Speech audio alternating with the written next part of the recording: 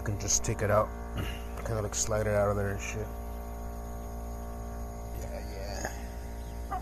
Unlike the Chevy that you have to put in timing and everything because you have to take the distributor off because the whole fucking distributor shaft goes through the manifold.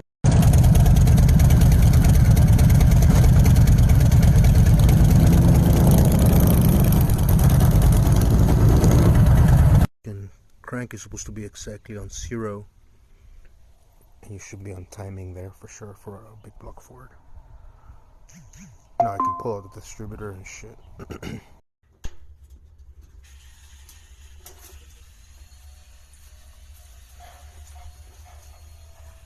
This shit's a mess. I think I parked it all like clean and